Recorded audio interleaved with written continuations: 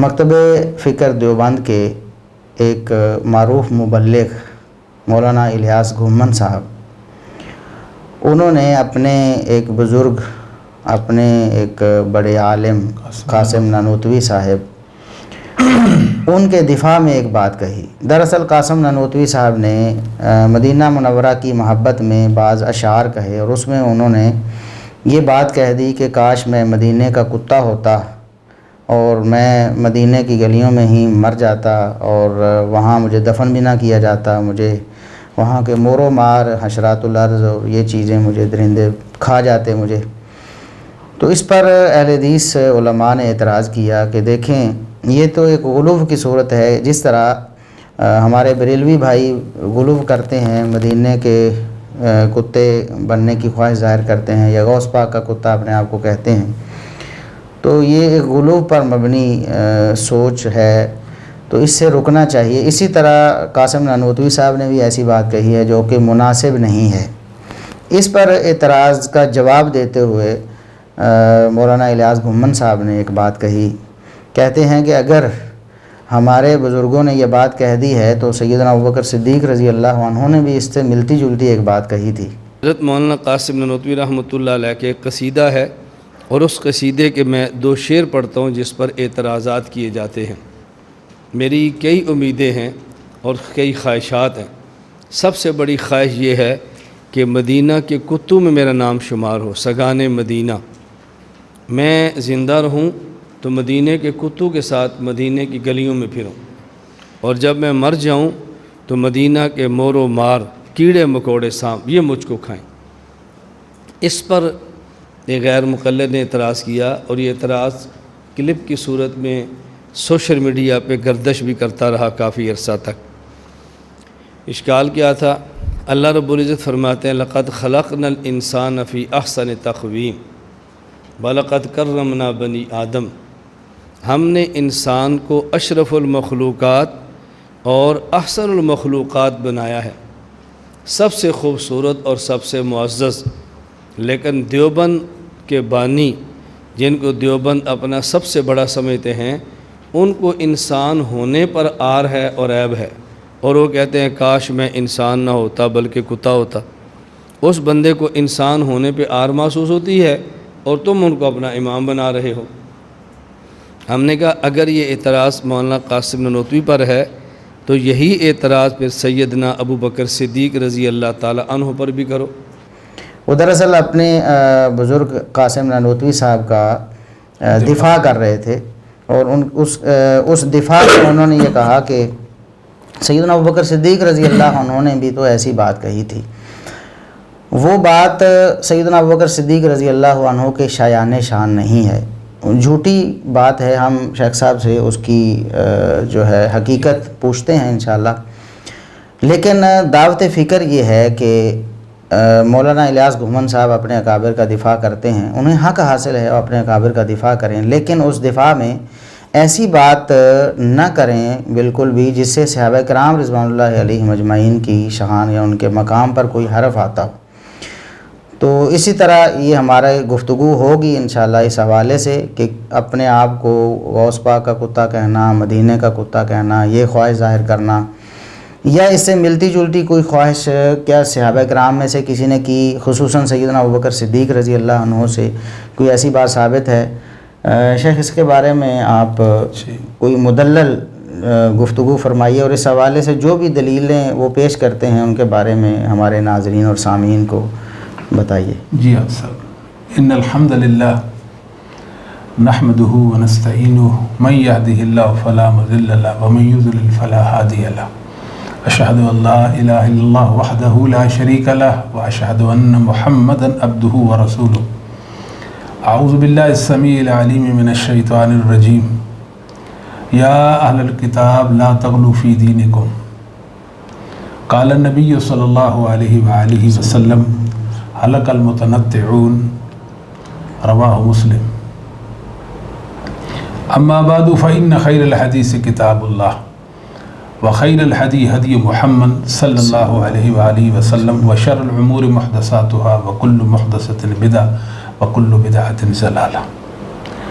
آپ صاحب جیسا کہ آپ نے فرمایا کہ اپنے بزرگوں اور اکابرین کا دفاع کرنا ہر ایک کا اخلاقی اور دینی حق ہے، اور کرنا بھی چاہیے، ہمیں بھی اور ہر ایک کو یہ حق حاصل ہے۔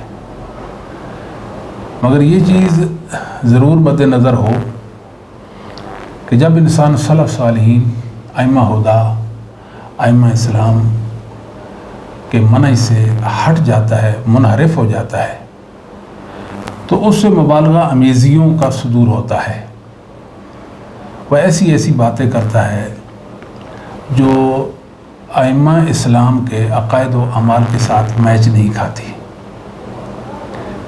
مولانا الیاس گھمن صاحب نے دارالعلوم دیوبند کے بانی مبانی مولانا قاسم نانوتوی صاحب کے حوالے سے ان کے چند اشعار کے دفاع میں بات کی کہ نانوتوی صاحب نے یہ تمنا اور یہ خواہش ظاہر کی تھی کہ کاش میں مدینے کا کتا ہوتا، مدینے کی گلیوں میں گھومتا پھرتا، وہیں مر جاتا اور مجھے مور مار کھا جاتے۔ چلیں یہ ان کا اپنا معاملہ تھا، اس حد تک تو بات سمجھ آتی ہے۔ تو گھمن صاحب نے نانوتوی صاحب کے دفاع میں جو بات کی ہے اور ان کا یہ جو غلو پر مبنی کہہ دیں، نظریہ کہہ دیں، یا ان کا جو کلام کہہ دیں، اس کا دفاع یوں کیا کہ کنز العمال کے حوالے سے ایک اثر پیش کیا کہ سیدنا ابو بکر الصدیق رضی اللہ تعالی عنہ نے ایک چڑیا کو دیکھا اور کہا کہ تیرے لیے تو عافیت ہے، کاش میں مینڈا ہوتا، دمبا ہوتا، لوگ مجھے ذبح کرتے، میرا گوشت تیار کرتے، کھاتے، اور میں بول براز ٹٹی پیشاب بن کر ضائع ہو جاتا۔ اور اس سے بھی زیادہ صریح عبارت کہ جہاں وہ خواہش کرتے ہیں کاش میں انسان نہ ہوتا، کنز العمال جلد نمبر 12 صفحہ نمبر 529 اور حدیث کا نمبر ہے 35703۔ حضرت صدیق اکبر رضی اللہ تعالیٰ عنہ کے باغ میں داخل ہوئے، وَنَظَرَ إِلَىٰ عُصْفُورٍ، آپ کی چڑیا پر نظر پڑی تو فرمایا طُوبَىٰ لَكَ يَا عُصْفُور، اے چڑیا تجھے مبارک ہو، تَأْكُلُ مِنَ الثِّمَارِ، تو پھلوں کو کھاتی ہے، وَتَطِيرُ فِي الْأَشْجَارِ، اور پرندوں میں اڑتی ہے، لا حساب علیک ولا عذاب، اور قیامت کے دن تیرا کوئی حساب و کتاب نہیں ہوگا، واللہ لوددت انی کبش، اللہ کی قسم میری تمنا یہ ہے اے کاش کہ ابو بکر کوئی دمبا ہوتا، اس دمبے کو ذبح کیا جاتا، پھر اس کے گوشت کے ٹکڑے کیے جاتے، کچھ کا شوربہ بنا لیا جاتا اور کچھ کو بھون کر کھا لیا جاتا، اور پھر مجھے لوگ القونی عذرتاً فی الحش، یہ گندگی کے ڈھیر پر مجھے پھینک دیا جاتا، وَأَنِّي لَمْ أَكُنْ خُلِقْتُ بَشَرًا، اور کاش میں انسان ہوتا ہی نہ۔ یہ اثر انہوں نے کنز العمال کے حوالے سے پیش کیا۔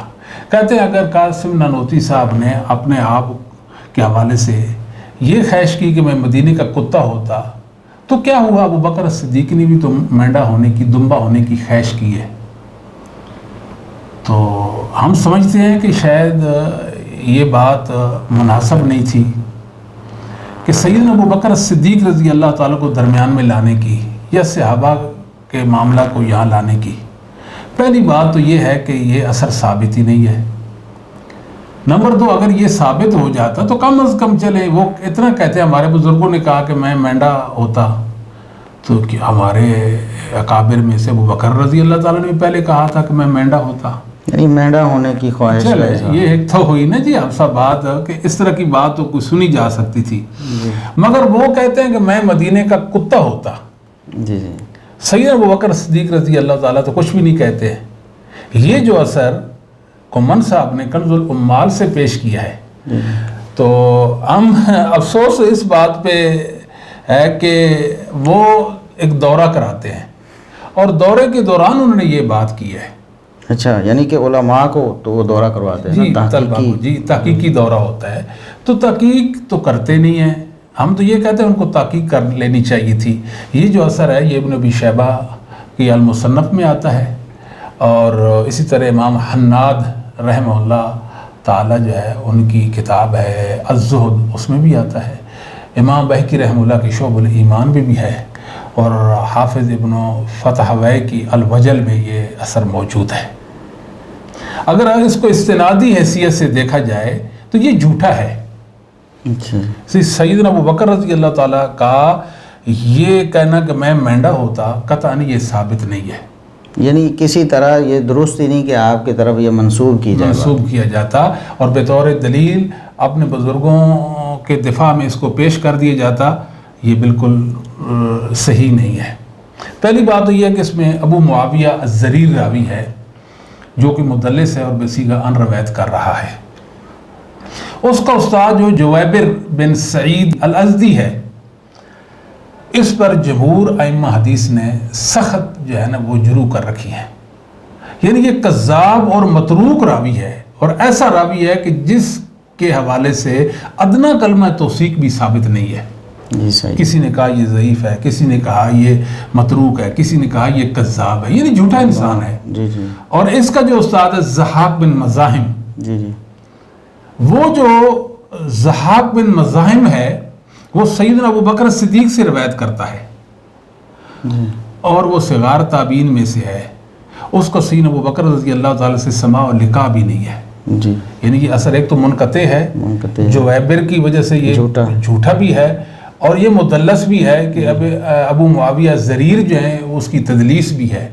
پھر علامہ عینی نے عمدۃ القاری کے اندر لکھا ہے کہ ضحاک بن مزاحم جو ہے جمہور ائمہ کے نزدیک، ائمہ حدیث کے نزدیک یہ ضعیف ہے۔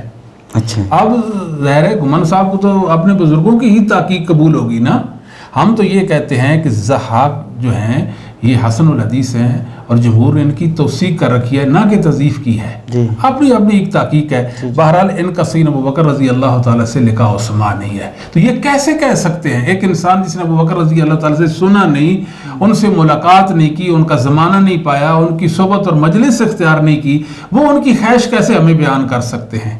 سوچیں۔ اور پھر ان کا جو شاگرد ہے وہ جھوٹا ہے، اور ان کا جو شاگرد ہے وہ مدلس ہے، تو ایسے اثر جو ہے اس کو بنیاد اور دلیل بنا کر اپنے بزرگ کے دفاع میں جو پیش کیا ہے یہ بالکل صحیح نہیں ہے۔ ہم تو اس بات پہ حیران ہیں کہ دورہ جب کراتے ہیں کہتے ہیں جی تحقیقی ہوتا ہے، مسائل پر ہمارا جو ہے نا وہ ڈسکس ہوتی ہے، اس طرح کی بات، تو یہ تحقیق بھی تو ہونی چاہیے نا، محدثین کے اصولوں کے مطابق روایات کی پرکھ بھی ہونی چاہیے، ان کے صوت و سکم کے حوالے سے بھی معلوم ہونا چاہیے۔ تو ہم تو یہ سمجھتے ہیں کہ گمان صاحب کو قطعی طور پر یہ پیشی ہی نہیں کرنا چاہیے تھا، اور اب بھی ہم امید رکھتے ہیں کہ وہ ہماری ان گزارشات پر توجہ دیں گے انشاءاللہ، اور اپنے اس بات سے وہ رجوع کریں گے، بلکہ ان کو یہ موقف اور یہ بات اپنے علماء پر بھی پیش کرنی چاہیے، ان سے بھی مشاورت کر لینی چاہیے کہ یہ مجھ سے ایک بات ہوئی ہے تو یہ بات کس حد تک صحیح ہے۔ تو ہمیں یہ بھی امید ہے کہ علماء دیوبند جو ہیں وہ ضرور ان کی بہتر رہنمائی کریں گے اور ان کی اچھی نصیحت بھی کریں گے۔ اور یہاں ہم عرض کر دیں کہ ان باتوں کا مقصد یہ نہیں ہے کہ ہم مولانا الیاس گھمن صاحب کی پگڑی اچھالنا چاہتے ہیں یا کوئی مطلب انہیں پچھاڑنا چاہتے ہیں، اس طرح کی صرف ایک اصلاح مقصود ہے کہ یہ سیدنا ابوبکر صدیق رضی اللہ عنہ کی ناموس کا معاملہ ہے کہ ان سے ایسی بات منسوب کرنا جو ان کی طرف جھوٹی منسوب ہے، اور اس کو بالجزم کہنا کہ سیدنا ابوبکر صدیق رضی اللہ عنہ نے ایسا کہا، اور یہ ایسی روایت ہے کہ اس کی تائید میں اگر 1000 روایتیں بھی ہوں تو یہ فائدہ نہیں دیتی، کیونکہ یہ تو کذاب راوی اس میں ہے۔ جی بالکل ایسے ہے جی۔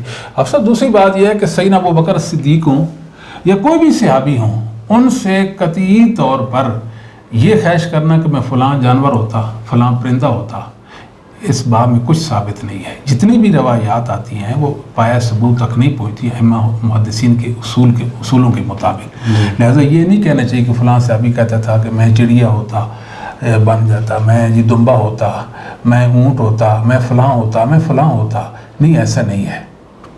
دوسری بات جو ہے وہ انہوں نے ایک دوسرا اثر بھی پیش کیا، وہ تاریخ الخلفاء سیوطی رحمہ اللہ تعالیٰ کی کتاب سے ہے، تاریخ الخلفاء کتاب ہے حافظ سیوطی رحمہ اللہ تعالیٰ کی، اور گھمن صاحب نے وہ بھی ایسے ہی پیش کر دیا، اس کی سند پر توجہ ہی نہیں دی کہ یہ کہاں ہے، صرف متن پیش کر دینا کہ ایک چڑیا کو دیکھا اور کہا کہ چڑیا تیری بھی کیا بات ہے، تیرا کوئی حساب و کتاب نہیں ہوگا، تجھ پر کوئی عذاب نہیں ہوگا، کاش میں تیری طرح ہوتا.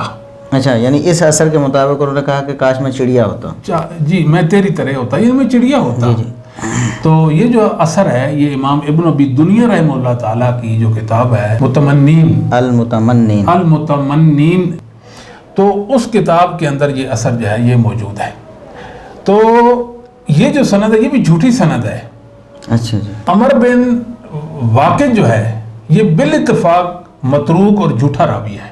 اچھا کہ امام بخاری نے، امام ابو حاتم نے، امام ترمذی نے، امام ابن عدی نے، امام دارقطنی نے، امام نسائی نے، امام برقانی نے اور امام ابن حبان اور دیگر ائمہ حدیث و جرح و تعدیل کے ائمہ نے اسے متروک اور کذاب کہا ہے. اچھا. متروک قرار دیا. اب ایسا راوی اگر اس طرح کا کوئی اثر بیان کرتا ہے وہ ہمارے دین ایمان کا حصہ کیسے بن سکتا ہے؟ اس کو ہم صحابہ کے حوالے سے کیسے پیش کر سکتے ہیں؟ احتیاط کا تقاضا کیا تھا؟ احتیاط کا تقاضا یہ تھا کہ ایک بزرگ کے دفاع میں اگر آثار صحابہ پیش کیے جا رہے ہیں تو ان پر نظر کی جاتی کہ آیا بے لحاظ سند یہ ثابت ہیں یا نہیں ہیں، یا ویسے ہی ہم ایک بات کر رہے ہیں. دوسری بات یہ ہے کہ ابو ادریس خولانی جو ہیں انہوں نے سیدنا معاذ رضی اللہ تعالیٰ کا دور ہی نہیں پایا، یعنی ملاقات سما نہیں ہے، دور تو ہوگا سما نہیں ہے ان سے. تو یہ اثر منقطع بھی ہے، مرسل ہے. جی جی. اور ساتھ ساتھ کیا ہے یہ اس کے اندر عمر بن واقد راوی متروک اور کذاب بھی ہے. تو یہ اثر بھی پائے ثبوت تک نہیں پہنچا. تو جب انہوں نے دو ہی اثر پیش کیے ہیں تو اب ننوتوی صاحب کا مقدمہ تو وہیں رہ گیا، مطلب دفاع تو نہ ہو سکا، دفاع نہیں ہو سکا. اور دوسری طرف صحابہ کے بارے میں ایک غلط بات جو ہے نا جی وہ منسوب ہو گئی، یعنی یہ انتساب صحابہ کی طرح درست نہیں ہے ہمارے مطابق. تو بہرحال احتیاط کا تقاضا یہ تھا کہ ان کی تحقیق کر لی جاتی. انہوں نے کہا کہ قاسم ننوتوی صاحب اور سیدنا ابو بکر کا ایک ہی معاملہ ہے. یعنی ایک معاملہ کیسے ہے کہ ننوتوی صاحب کہتے ہیں کہ میں مدینے کا کتا ہوتا، اور اس منسوب جو غلط منسوب اثر ہے ابو بکر صدیق سے اس میں وہ کہتے ہیں کاش میں دمبا ہوتا. تو ایک جیسا کیسا معاملہ ہے؟ ایک جانور جو نجس العین ہے اور دوسرا پاک جانور ہے. آپ سب ایک اور بات بھی ہے کہ یہ جو فقہ ہے فقہ حنفی، اس میں کتے کو نجس العین بھی نہیں مانا گیا.